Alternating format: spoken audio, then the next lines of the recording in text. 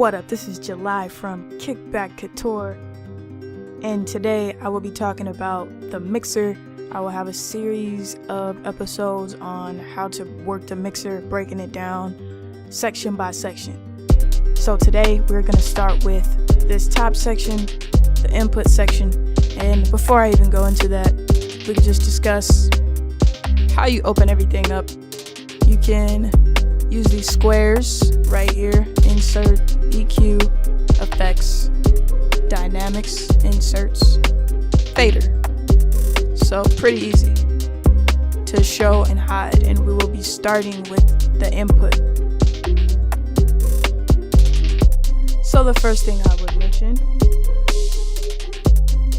is the gain. So the gain is going to determine how loud your sound is. So if I start at the beginning of this beat,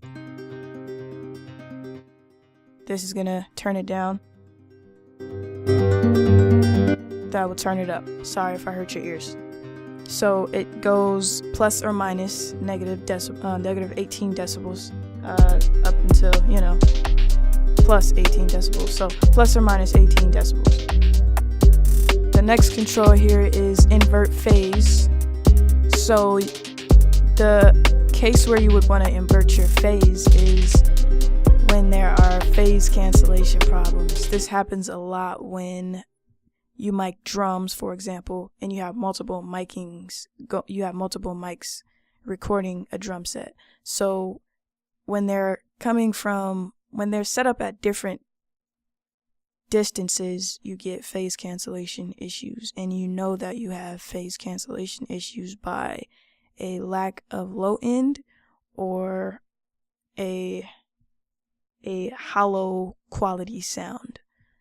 So chances are, if you're making your beats in the box and you're not recording anything live, you won't have too many phase cancellation problems, unless perhaps you are stacking drums and you have multiple frequencies playing on top of each other. It's possible to get them that way as well. The next section we have here is signal path. So insert section, pre-dynamics, and EQ off. So by pressing this button, you change the signal path. So now it is insert, dynamics, EQ. So this is the signal flow. So sound first, then the dynamics, which is the compressor and the gate, and then the EQ. Dynamic section post equalizer on. So in this case, the EQ affects the sound first, then the dynamics, then the inserts. And this is important because if you for example have your EQ after, say, your insert effects, then if you put some type of distortion, for example, on an 808, once you put your EQ in place, it's going to undo everything that you may have incorporated within the insert section. Let's say I put a Renaissance bass, R bass. Let's say I put R bass on my 808 and I boosted it at perhaps 60 hertz, between 50 and 60 hertz. And then I use my EQ and I cut 50 below for whatever reason, then that would definitely alter the sound quality of the insert. So you just want to keep that in mind. You can turn both buttons on and get the signal flow that you so desire. We will talk about this button in the future, but what it does is filters to dynamic sidechain off. So once you click this button, you will no longer be able to use the high pass filter and the low pass filter. Once I turn it off,